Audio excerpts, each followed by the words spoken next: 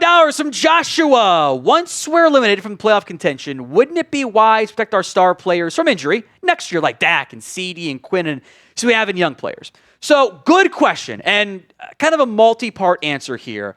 Once you are fully eliminated, yeah, you can have that. You can have that conversation. The answer will be yes for some, and like guys who aren't going to be here next year, like yeah, let's not bother playing them anymore. I will say, unlike last year, like it does make some sense to not sit everybody because you don't want to run into an issue where you're kind of building a culture of losing. Like, I don't think you can flip that switch necessarily. I do think you have to kind of instill it. Same way the Lions did with Dan Campbell. They never quit. I don't know if you want to quit right now. It's different if you're going to fire the head coach, but your head coach is going to be back next year. So I don't want to just like lose every single game because that like makes me worried about trying to go for it, which what they're trying to do in 2026. Focus should be on 2026. You know, if you get to week 18 and you're out of it, like, yeah, sit. To answer your question, who would you protect? Who would you like to see up the remainder of the year? Like, if you're in, let's just say you're limited week 17, whatever, hypothetically. Yeah, sit Dak, sit Lamb. Like, you can play a bunch of Jaden Blue. Give Joe Milton some playing time. Like, you know, if Terrence Steele has, at that point, like, you should sit Terrence Steele and see what Nathan Thomas can do. You know, you could probably play like a Booker, for example, to give him more experience. Like, play as Araku. Like, if Overton's healthy, play him. Probably not going to play Kenneth Murray. Probably not Logan Wilson. Like, the safeties might be all young guys. So it's a really good question, and I think it just depends on how we get there. So do you want entered into our weekly raffles? We are doing signed DeMarvion Overshown to celebrate his return. It's going to be number 35 because I can't find a signed 0 yet, and I'm not sure why, but I've only found 35, so it's the collector's edition. $5 gets you into that raffle on Monday night. William Cook, a $5 super thanks. Always, I am concerned this defense will make Smith and Gentle look like all-pros. Hope adding Williams, Wilson, and Overshown will be the sparks the defense needs to greatly improve. I would even be willing to compromise it not greatly. Can you just get to like bottom 10 instead of bottom 2 or bottom 3? That would be a significant boost. Now, and I know there's been the narrative going on like, you know, oh, you can't win a game unless you don't score at least 20 points because like, almost nobody wins a game when you don't score 20 points. But when was last time the defense won you a game? I think it was the Saints game, 2018, I think it was, that Alvin Kamara gets shut down by Jordan Lewis game. That was like the last game I feel like it happened. Not the defense has been good, but the offense is normally good along with it. The defense has to be better, period. Ryan, should I sit or start the Cowboys defense against the Raiders? A rare fantasy question. Look, I think you are justified in doing it. The matchup is favorable. They actually had a good fantasy matchup against the Cardinals because they had a bunch of sacks. Gino takes sacks, those interceptions. Not by choice. I am also playing the Cowboys defense in fantasy this week. I'm not confident in it, but if it's ever going to happen, this is the week. So what is your confidence level in the Dallas Cowboys defense? Scale it for me from 1 to 10. 1 on the low end, 10 on the high end. Let me know in the comments section of today's show. Good trap. Opinion on Antonio Pierce as our next defensive coordinator. Honestly, I'm not super interested. He had like a half year, I think, or didn't even get to the half year. I don't even know if he got to call the plays that year because he was the co-DC at Arizona State in 2020. I don't think he was the play caller that year. He was the defensive coordinator in 2021, and he did call the plays in 2021. He did call the plays in 2021. That's all he's ever called plays defensively. He's only been a linebackers coach and a head coach, and I actually do question a lot of his leadership stuff. It wasn't good in Las Vegas. It was a mess. He had a lot of issues at Arizona State following the rules. He's unemployed right now. Linebackers coach, I have interest. I do worry if hiring someone who essentially like hasn't done the job ever, but especially at the NFL level, I don't love that idea. YouTube J, still mad we took Luke over Darnell Washington. Off topic. I picked up Rashee Rice and Breece Hall off waivers. Is that a steal? I question what league you are in that those guys are available on waivers. Unless it's a guillotine league, in which case, like, different conversation. Like, yes, that's a steal, and I question is this a six-man league? What's going on here? In hindsight, they flunked Washington medically. It's fine. Do you know, and this is back from my personal draft rankings, do you know the tight end that was on the board who didn't have medical red flags like Darnell did, that I had above Luke Schoonmaker? Tucker Kraft. How different would it have been if you'd just taken Kraft over Schoonmaker? We'll never know. Today's episode, though, is brought to you by Prize Picks. The hard-hitting football action is even better with Prize Picks. Well, it might be changing, and boy, has it. But the feeling of being right never gets old. Keep the season rolling on Prize Picks by getting $50 instantly in lineups when you play your first $5 lineup. It is the only app that offers stacks. Pick the same player up to 3 times in the same lineup. You can pick more than on maybe Geno Smith passing yards and passing TDs, or just go with Brock Bowers receiving yards, Devontae Williams rushing yards like producer Aiden has cooked up. Prize Picks also offers injury reboots. If one of your players leaves the game in the first half and doesn't return, Prize Picks won't count it as a loss. Download the Prize Picks app today and use code CLNS to get $50 in lineups after you play your first $5 lineup. That's code CLNS to get $50 in lineups after you play your first $5 lineup. Prize Picks. It's good to be right. Jai Games, 5-man front with Osa, Clark, Winfrey, Solomon Thomas, and Quinnen Williams. Not necessarily in that order. I like goal line, short yardage, sure. 5 defensive linemen, yes. I do think you'll see some 5-man front stuff.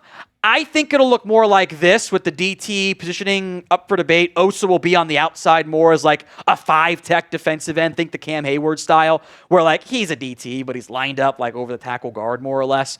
Quinn and Kenny Clark can both do 3-tech, 1-technique stuff there. Ezra Rocco and Clone, and they've done this. They did this exact personnel usage against the Cardinals. In fact, they've done it this 5-man front stuff, 3rd highest rate in the NFL. They do a lot of it. Now, most of it came against the Cardinals, in part because the Cardinals deploy a lot of extra offensive lineman stuff, so they're matching personnel properly. But 1st and 10, unless they're like in 11 personnel, even if they are in 11, maybe they do just like 5-man front nickel looks. I expect to see some 5-man front stuff. Otherwise, I think it'd be a little bit weird. Juan Ramos, who is the best free agent player the Cowboys should consider signing in 2026 as a free agent? I'll pull up the ESPN top free agent rankings here. Like guys that I think will actually be available. I do wonder what Braden Smith is going to look like. Like, does he get to the open market in Indy? Like, as a right tackle stopgap option, that actually does intrigue me. Beyond that, like guys who will actually be available, I doubt they're going to spend the budget for Jalen Phillips or, probably not a Quay Walker. I'm just going to kind of get my hopes up. Like maybe you just go do Khalil Mack 1-year rental.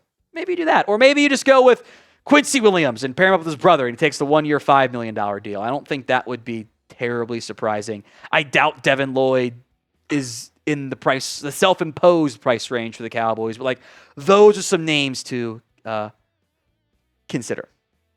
From Brandon Aubrey-Matic, which is actually a good. Why didn't we ever think of that nickname for him? That's a good one. Would you sign Justin Simmons? Sure. Other name to mention. This reminds me, Jaquan Brisker, Bears. Now the issue there is he and Matt Eberflus did not get along at the end, so might not be an option. But I would throw that out there as a name because everyone loves safeties. Anyway, I think it's weird that Justin Simmons is unsigned into mid-November. And we're at the point where, like, I don't get it. And my assumption there is there's something we don't know about. Whether it's contract demand, how NFL teams value him, medical, whatever. Like, I'm at the point where I go, okay, I think something's wrong with Justin Simmons. And that is why he is unsigned. Whether or not that's the case or not, I don't know. But we're so far into it, I go, there's something I don't know about. Because it does not make sense to me at all. So would you sign Justin Simmons anyway? I'm not opposed to it. I would have signed him months ago. Y for yes, N for no. From CGW, what position do you think is the biggest need before the draft? The big ones, I think, are going to be on your defensive side of the ball, assuming you keep Pickens and Williams in the fold in some capacity. Otherwise, receiver, running back, jump up there.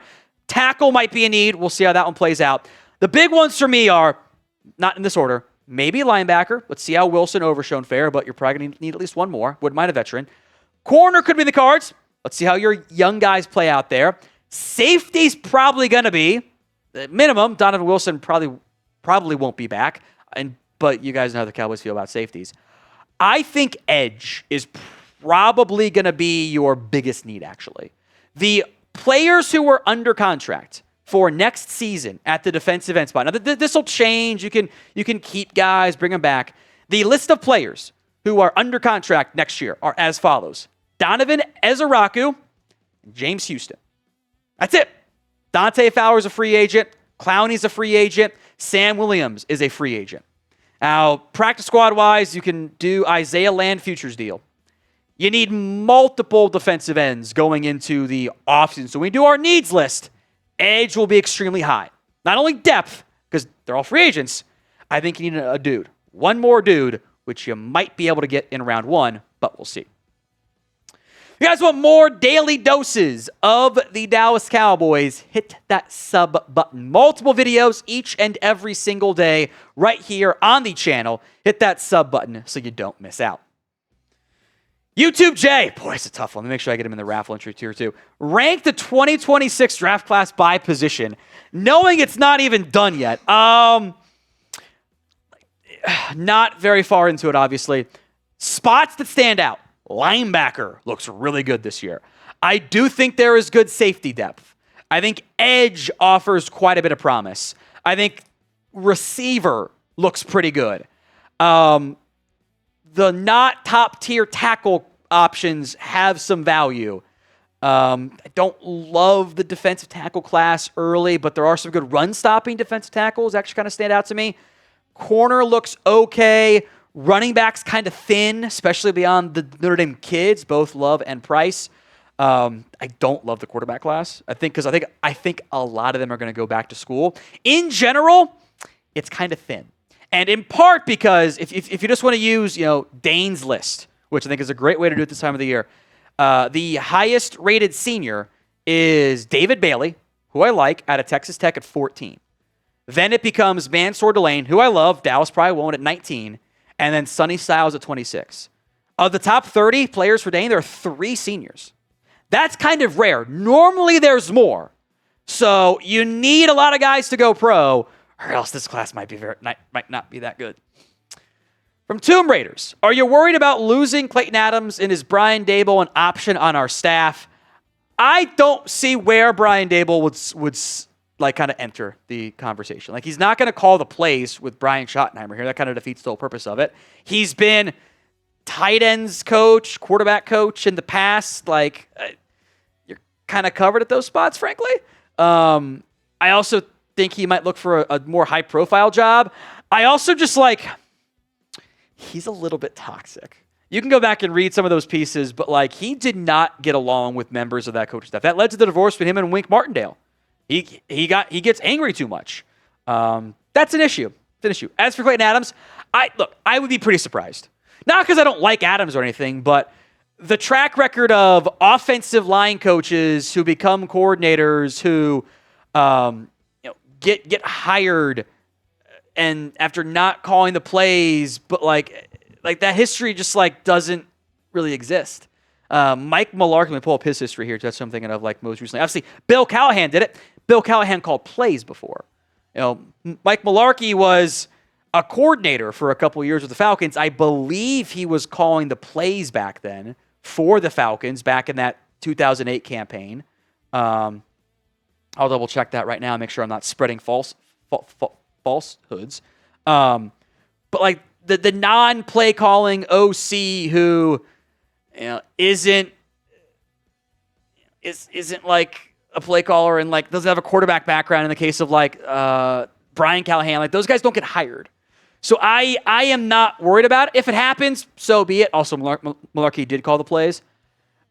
I don't think that he's going to be the same well-regardedness. Like, he's been on some lists of up-and-coming coaches, but that's a far cry from we're hiring a one-year OC who's never called plays before. That doesn't happen very often. So what is the percent chance the Giants hire Klayton Adams? Let me know in the comments section of today's show. I think it's low. Go ahead and sound off for me in the comments of today's video. Last one here from Bilal. Will the Cowboys be able to get a comp pick for letting Rico Dowdle go with how he's doing in Carolina?